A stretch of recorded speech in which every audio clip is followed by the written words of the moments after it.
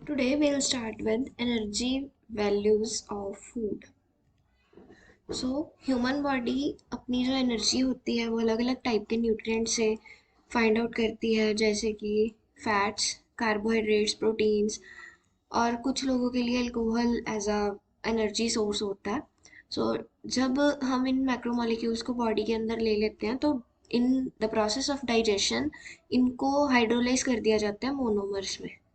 जैसे कि लिपिड्स के बनते हैं monomers fatty acid and glycerol, carbohydrate से बनते हैं मोनोसेक्राइड्स, प्रोटीन्स डाइजेस्ट होने के बाद अमीनो एसिड्स बनाते हैं।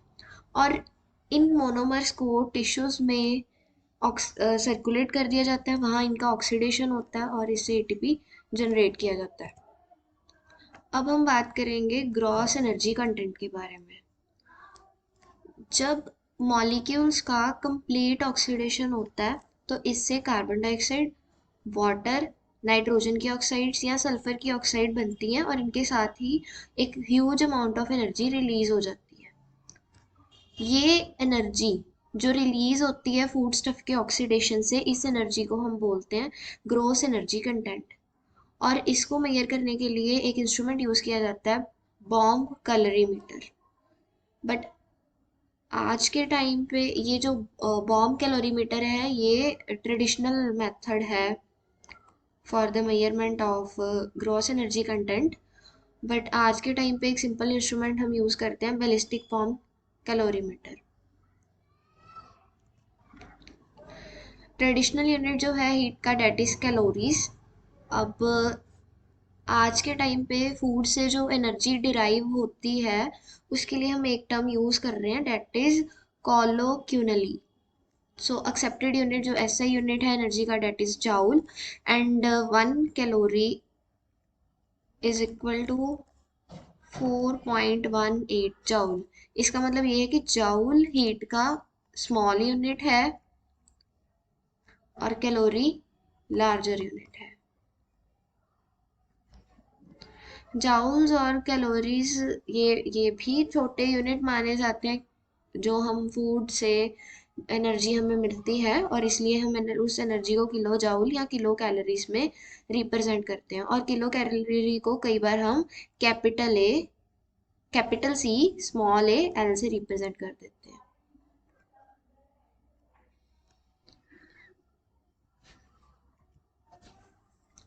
Gross energy content of major nutrients.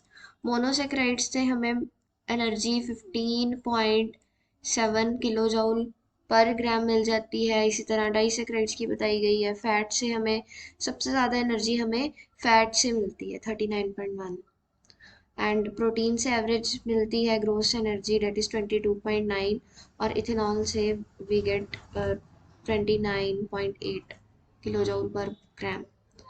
अब बात आती है डाइजेस्टिबल एनर्जी की। डाइजेस्टिबल एनर्जी का मतलब है कि अब देखो, हमने फूड खाई, ठीक है, वो डाइजेस्ट हुई और उससे कुछ एनर्जी बनी, और उसमें से भी कुछ एनर्जी हीट की फॉर्म में रिलीज हो जाती है और कम एनर्जी हमें बॉडी में एब्जॉर्ब होती है। और ये जो एनर्जी एब्जॉर्ब हुई है इसको हम बोलेंगे digestible energy. Digestible energy means the amount of energy from food that is actually absorbed by the body through the digestive tract. और इसको हम कैसे मेजर करते हैं? डाइजेस्टिबल एनर्जी को मेजर करने के लिए हम क्या करेंगे, जो ग्रॉस एनर्जी थी उसमें से हम जो फीसिस की एनर्जी है उसको माइनस कर देंगे। अब अल्कोहल जो होता है वो 100% एब्जॉर्ब हो जाता है। ग्लूकोज, सुक्रोज, स्टार्च, ये 99% डाइजेस्टिबल होते हैं। Dietary fibre, non starch polysaccharide, इनको इनकी डाइजेस्टिबिलिटी को क्लासिकली तो ज़ीरो माना जाता था, बट फिर भी इनका नियर अबाउट 50% डाइजेस्टिबल एनर्जी बना देता है। जो most of the animal proteins हैं उनकी डाइजेस्टिबिलिटी 95% होती है और प्लांट प्रोटीन्स की 80% तक होती है। अब हम बात करेंगे मेटाबोलाइजेबल एनर्जी की। मेटाबोलाइजेबल एनर्जी क्या है? जो अभी देखिए, ग्रोस एनर्जी थी जितनी हमें फूड के डाइजेशन से मिली, जितनी एक्चुअली बॉडी ने एब्जॉर्ब की वो थी डाइजेस्टिबल एनर्जी, अब वो सारे प्रोसेसेस इतने एफिशिएंट नहीं होते, तो इसमें से भी कुछ energy in the form of heat release हो जाती है। और जो एनर्जी से एक्चुअली बॉडी यूज करके कोई वर्क कर पाती है उसको हम बोलते हैं मेटाबोलाइजेबल एनर्जी। सो मेटाबोलाइजेबल एनर्जी क्या है? Energy potentially available to the body to do work. जैसे कि एटीपी सिंथेसाइज होता है, तो ऑब्वियसली एनर्जी को स्टोर किया जाता है। ये जो डाइजेस्टिबल एनर्जी है, इस डाइजेस्टिबल एनर्जी को स्टोर किया जाता है इन द फॉर्म ऑफ एटीपी। और जब एटीपी बनाया जाता है तो उसमें भी कुछ हीट की फॉर्म में रिलीज हो जाता है। सो 100% एनर्जी यूज नहीं हो पाती, इसलिए मेटाबोलाइजेबल एनर्जी और डाइजेस्टिबल एनर्जी दोनों अलग टर्म्स हैं। इसको कैसे मेजर किया जाता है? ग्रॉस कंटेंट में से जो content of the urine from the digestible energy intake. देखो मेटाबोलाइजेबल एनर्जी कैसे निकलेगी? डाइजेस्टिबल एनर्जी से यूरिन कंटेंट्स की जो ग्रोस एनर्जी है उसको माइनस करके। ये इसलिए हुआ क्योंकि जो अमाइनो एसिड्स होते हैं वो कम्प्लीटली बॉडी में ऑक्सीडाइज होके कार्बन डाइऑक्साइड, वाटर और नाइट्रोजन ऑक्साइड्स नहीं देते। क्योंकि नाइट्रोजन जो होता है वो in the form of urea, in the form of urine, it is going to be extracted from our body. So ये वाली जो यूरिन की energy in the form of urea excrete out हो जाती है बाहर बॉडी से, वो बॉडी यूज नहीं कर पाती। सो ग्रॉस वैल्यू जो प्रोटीन की है वो एवरेज एनर्जी हमने देखी थी 22.9 किलो जूल पर किलो पर ग्राम थी। बट इसकी metabolisable energy is 16.7 kilo joule per gram. So average metabolisable energy values को हम एट वाटर फैक्टर्स भी बोलते हैं।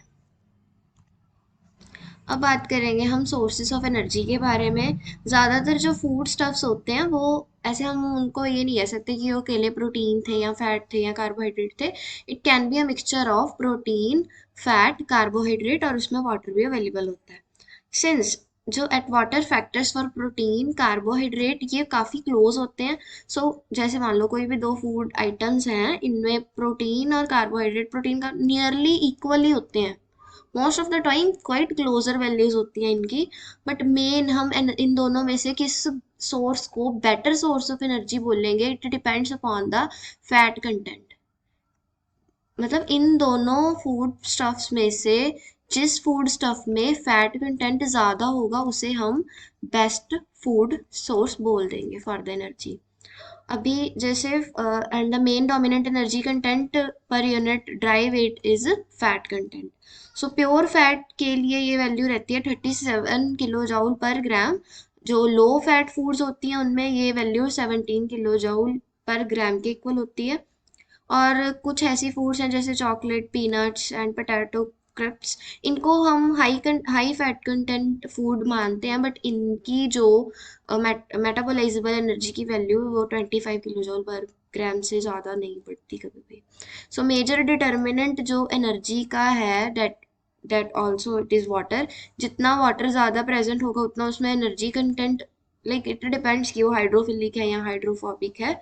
सो पर यूनिट मास पे क्योंकि हम जब एनर्जी कैलकुलेट करते हैं तो हम एनर्जी ड्राई वेट की बात करेंगे हम, क्योंकि वाटर तो डाइजेस्ट होकर कोई एनर्जी नहीं ना देने वाला हमें। It is important for the digestion of another product. So water से हमें एनर्जी नहीं मिलती। सो जैसे ये फूड स्टफ है और ये एक दूसरा फूड स्टफ है।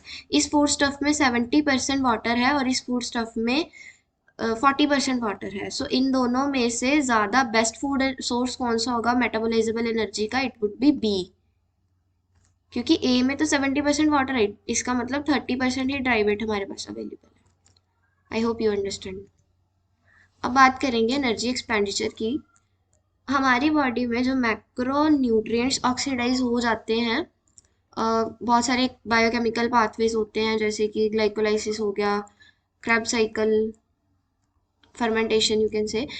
इसके अलावा तो ये जो इन प्रोसेसेस में जो एनर्जी रिलीज होती है वो एक ओवरऑल ऑक्सीडेटिव प्रोसेस होता है। तो इस एनर्जी का यूज़ कर लिया जाता है एटीपी बनाने के लिए। जो इनसे एनर्जी निकलती है उस एनर्जी को स्टोर कर लिया जाता है इन the form of ATP. So ATP को फिर यूटिलाइज किया जाता है बायोसिंथेटिक रिएक्शंस में। जैसे कि बॉडी में कुछ प्रोटीन बनने हैं तो अमाइनो एसिड से प्रोटीन बनेगा, तो इसमें भी क्या एटीपी यूज होगी ना इन the form of ATP energy हम यूज करेंगे। या फिर कुछ इलेक्ट्रोकेमिकल ग्रेडियंट बनाने हैं मेम्ब्रेन्स में, जैसे ये सेल है, सेल की मेम्ब्रेन है, बाहर बहुत सारे सोडियम मॉलिक्यूल्स हैं, अंदर बहुत बहुत कम सोडियम मॉलिक्यूल्स हैं, राइट। सो सोडियम की अगर ज़रूरत है सेल को, तो बाहर से अंदर लेके आना है सोडियम, तो ये तो अपने आप आ जाएगा। बट अगर हम पोटाशियम की बात करें, पोटाशियम बहुत कम है बाहर, ठीक है, और सेल के अंदर पोटाशियम ज़्यादा है, बट फिर भी सेल नीड पोटाशियम, तो उसके लिए क्या करना पड़ेगा कि एक एनर्जी प्रोसेस से, मतलब एटीपी यूज करके हम लो कॉन्सेंट्रेशन से हाई कॉन्सेंट्रेशन में डिफ्यूजन करवा सकते हैं, right.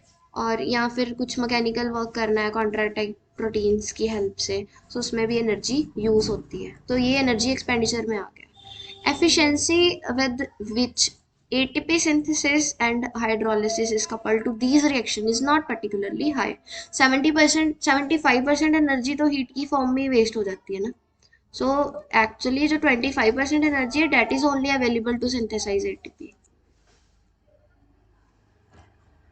Total amount of heat produced plus amount of useful work done is called energy expenditure। अब जो एनर्जी अवेलेबल थी हमारे पास, मेटाबोलाइजेबल एनर्जी को हम एनर्जी एक्सपेंडिचर, मतलब कैसे एनर्जी यूज हुई है, एनर्जी एक्सपेंडिचर कैसे पता चलेगा, जिससे हमने कोई वर्क किया, यूजफुल वर्क किया, या एटीपी एटीपी फॉर्म हो गया, प्लस जो हीट की फॉर्म में एनर्जी रिलीज हो गई है। एनर्जी एक्सपेंडिचर कहाँ कहाँ हुआ है, यूजफुल वर्क में और हीट की वेस्टेज में। इन दोनों को जब ऐड कर दोगे आप, तो आपको total energy expenditure find out हो जाएगा। So thank you.